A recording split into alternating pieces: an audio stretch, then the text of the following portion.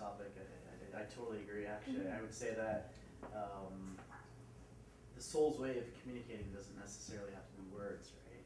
I think that the soul's way of communicating is actually through imagination.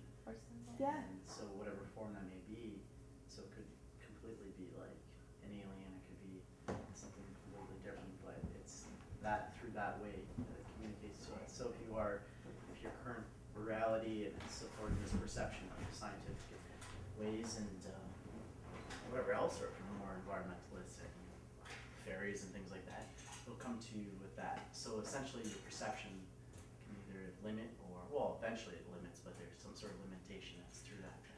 And if it's all oneness, and if we know that technology is just training wheels for what we can do on our own, and if we know that these experiences that people are having with ETs and aliens is also a reflection of ourselves, like for example, the Greys, they're the ones who do the abductions on people and the cow mutilations, and I'm like, well, why are you guys doing this?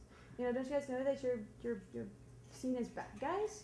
You know, you should just stop. And they said, well, interesting, look what we do to the cows, how many, and look what you guys do to the cows, how many.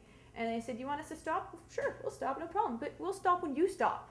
You know, so it was almost like a slap in the face. Hello, you know, look at yourself. We're mere reflecting you guys. It almost seems like every life we've ever lived has prepared us for this life in which we realize we're living every single one in this life, where we're facing what's the word? Implosion of all the realities right now as the speed up of people having, you know, these paranormal experiences. And I had the idea that what if what we perceive to be a ghost or the experiences we have with a poltergeist where they're moving objects in the house is actually a person telekinetic, but because they don't believe in themselves, they say it's a spirit.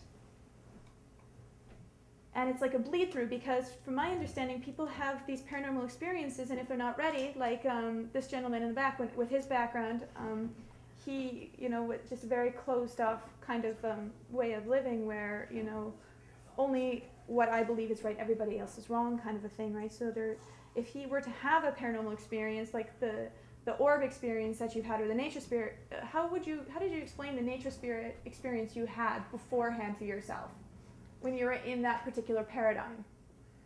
Wow, basically anything that happened to me, I assumed that someday I would figure out a rational scientific explanation for what had happened. Okay. I dreamed events before they took place. I was able to do all kinds of things that I thought were at best insane, at worst demonized, according to the beliefs that I was brought up with. So after a while I just stopped telling people what I thought or what I saw or what I did. And I just figured that someday I would get an explanation, or I would understand what these things were, how these things worked. Being able to actually dream an event more than a year before it happened in full detail, that alarmed me. That scared me for a long time. But now it doesn't. But if someone were to tell you at that time, when you had that paradigm at that time, that is a nature spirit, what would you say? No, there has to be a scientific explanation again? I would either say no. I would come up with a rational explanation. Either I was schizophrenic, I was experiencing demonic activity, I was being tricked by an evil spirit, or there was a scientific explanation for what happened, I just don't know what it is. A self-diagnosed schizophrenic. Yes, self-diagnosed schizophrenic. Exactly. But that's where it starts. We diagnose ourselves, and then the doctors confirm it to us because we subtly tell them, you know, and they pick up those signs, and they're just so eager to, you know, give us these labels anyway, and medication. Any opportunity to give you medication. Oh, you can't hold your pee? Guess what? We've got something for you. If you're feeling sad, we got something for you. Yeah. Stop your legs from moving at night. Your kid can't sit still during boring school? We have something for you. It's called Ritalin. It's worse than every single street drug on the market. So give it to your kid. Yeah. You know what you do? You tell them they take it first. And after they take it, then you can give it to your children all you want. You know what? They won't. They will never give it to kids after they try it. Take it first, Mom. Yeah. After you.